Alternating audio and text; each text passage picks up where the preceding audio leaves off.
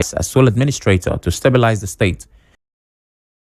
Ibas made sweeping changes and even conducted controversial local government elections. He suspended political appointees appointed by Governor Fubara and appointed administrators for the 23 local government areas. He also appointed the chairman and members of the Rivers State Independent Electoral Commission and reconstituted some boards of agencies, commissions, and parastatals that had been suspended. One of Ibas's notable but controversial achievements was conducting local government election on August 30, where the APC won 20 out of 23 local government areas. Ibas also inspected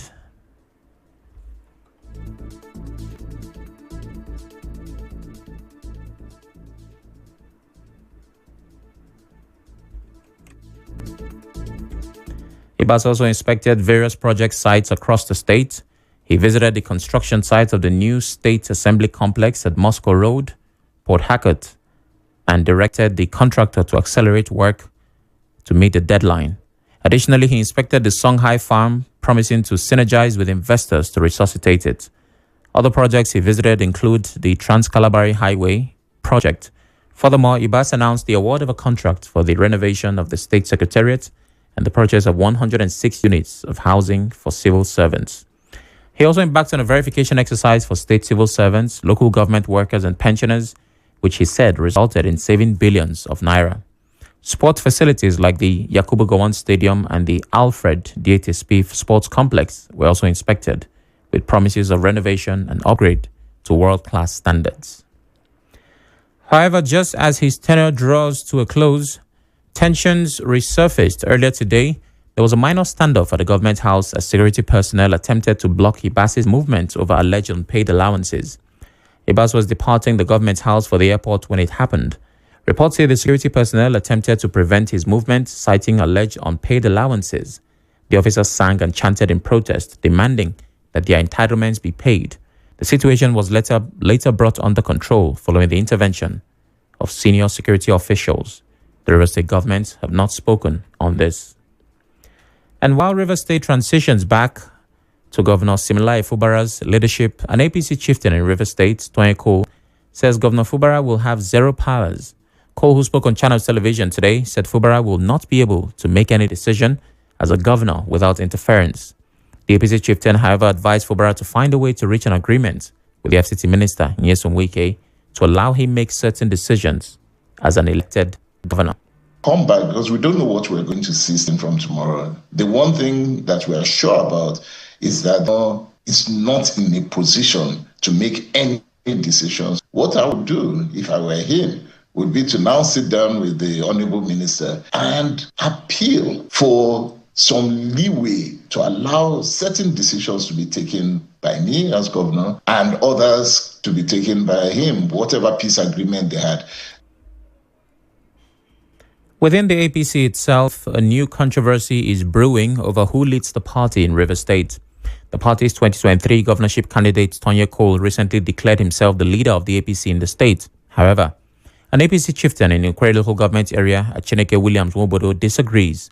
Speaking to our correspondent, Soibe Ruwari, he argued that being a governorship candidate does not automatically confer leadership.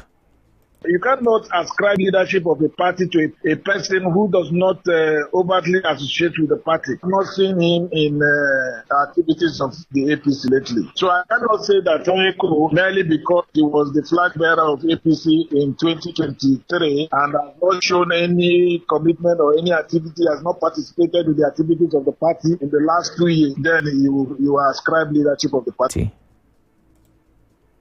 It is the leader that says who is the leader of APC in Rivers State. But you don't push away the fact that we have a minister of the Federal Republic who, even though he's a member of the PDP, is working as the president to ensure that APC members, from time to time, APC members are at liberty to rub minds with. On the other hand, the spokesperson of the Emeka Beke-led APC, Darlington Woju, supports Mr. Cole's claims. He maintained that party members cannot regard the FCT minister as leading both the APC and the PDP in Rivers State. I would not be drawn to keep on discussing non-members of the All Progressive Congress until Mr. Nyesom Wike, the FCT minister, chooses to officially nose into issues that does not in any way affect what I spokesperson of APC in Rivers State. But beyond Rivers politics, debate over opposition strength at the national level is also heating up. Political scientist Simbo Olurofemi says the PDP remains despite its crisis. He told respondents to Ibiruwari that the ADC lacks the political structure to qualify as a strong opposition force. I'm saying that for now, PDP is the leading opposition party. That ADC only exists on paper to me, even though he has some notable names as fronting it. In terms of elected officials, he has only one member in the House of Representatives and I think a few people in the Kogi State House of Assembly. So you can't compare that to a PDP that organically has its roots in every part of Nigeria, unless he's able to get people to move from parties to populate his own party. Olurofemi added that even the Labour Party is seen as a stronger challenger because of the media attention it attracts. ADC is getting a lot of media attention, but in terms of structure and in terms of people at the grassroots level, I don't think ADC is that strong. I will even rate Labour Party over higher than ADC at the moment. Labour Party still has some organic following. Peter Obi has not formally left Labour Party. The organic following, Labour Party has a governor, a sitting governor, has members on the House of Assembly, has members in the National Assembly. You can't say that for ADC. Who are fronting for ADC, they have no structure. They are not in control of any state or any organs. But the public affairs analyst Ijoma Obi disagrees. He argues that the ADC has positioned itself as the strongest opposition party, taking advantage of the PDP's lingering internal troubles. There is need for opposition. PDC has stood up to that role. Well, I do not consider the PDP as a viable opposition because, as you can see, the PDP is engulfed in a lot of internal crisis and they seem to not be able to put themselves in order. And so the PDP has given themselves away, becoming more like massage the ruling party. And so the PDP has failed in that responsibility. And the ADC has come up. Mr. Obi also advised opposition parties to form alliances if they hope to mount a serious challenge against the ruling party and President Bola Tinubu in 2027. That the ruling government is having or is going to have very viable opposition, to look into the issue. Still to come, PDP's Ajayi withdraws Supreme Court suit against Ondo State Governor Aida Tuned.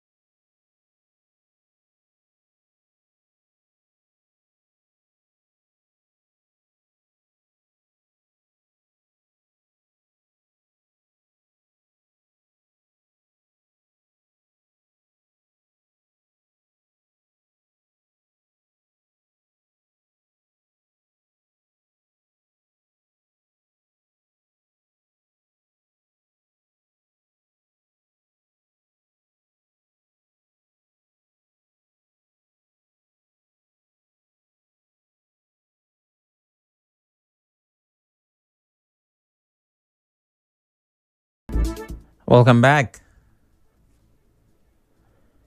In Ondo State, the political heat seems to be cooling down. The Supreme Court has dismissed the appeal filed by the PDP governorship candidate Abola Ajayi against Governor Lucky Aiyedatiwa. This followed the withdrawal of his appeal. Ajayi, through his counsel, said he withdrew the case after due consultation with members of the PDP. He extended his best wishes to Governor Aiyedatiwa and pledged to continue to work for the development of Ondo. The five-member panel, led by Justice Inyang Okoro, also dismissed the appeals filed by the governorship candidates of the Social Democratic Party SDP, Bamidele Akinboye, and his allied People's Movement APM counterpart, Ogunfeyimi Kolawole.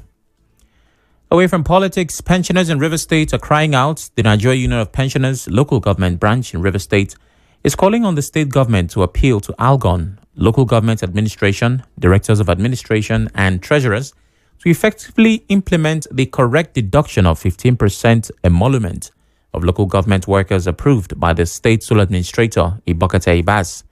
In a statement signed by the union's chairman, Chris L.M. Enwodo, and secretary Pedro W. Chinda, the union called for payment of gratuities and pension arrears, incremental adjustment, payrolling of officers, and salary of officers retired from teen.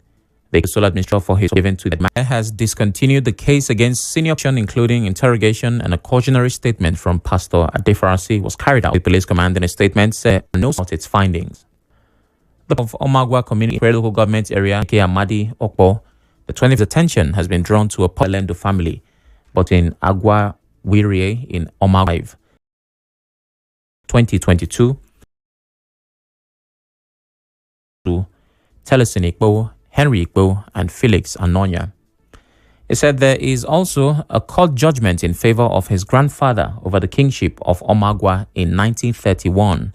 The statement further said that there's a document from the River State government dated August 16, 2021, warning Henry Ikbo not to parade himself as the paramount ruler of Omagwa Kingdom. On a brighter note, innovation is taking center stage at River State University. An ICT company, Synforce Limited, has announced a $10,000 entrepreneurship program to empower at least 5 business-minded students of the River State University. Speaking at the 2025 Distinguished Alumni Mentoring Series under the theme, The Audacity to Start, Risk, Resilience and Reward, the company's managing director, Chief Executive Officer Ibufuro Asao, also donated 40 internship slots, 20 for undergraduates and 20 for graduates, in the company and pledged to establish a final year crash course on employability and entrepreneurship through the Synforce Creative Academy in partnership with the institution's Innovation Hub. Asawa also unveiled the company's partnership with RSU's Faculty of Law to develop a case brief system that detects flaws in legal argumentations and analyzes judicial. There's what is called the final year Brethren Fellowship, where they begin to teach us life after campus.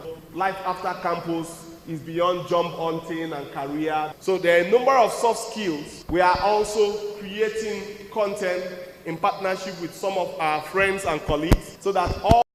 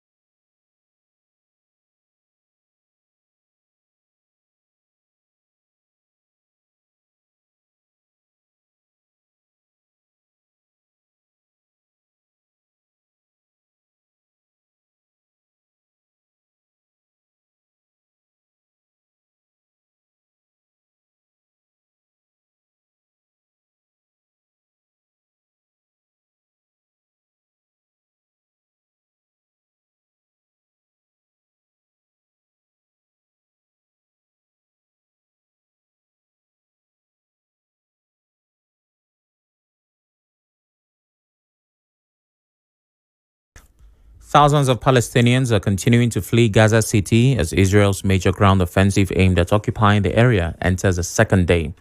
Amid large-scale bombardment overnight, Gaza's Hamas-run health ministry said Al-Rantisi Children's Hospital was targeted in 3 separate Israeli attacks, forcing half of its patients and their families to flee. The Israeli military said it was looking into the report. Other hospitals said at least 35 people have been killed by Israeli fire across Gaza so far today, most of them in the north.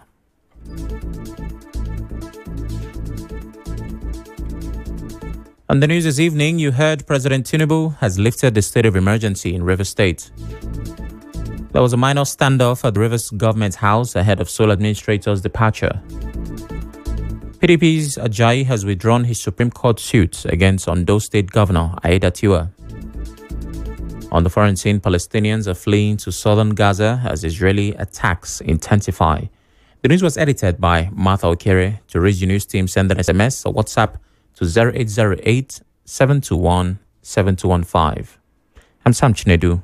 Thanks for listening.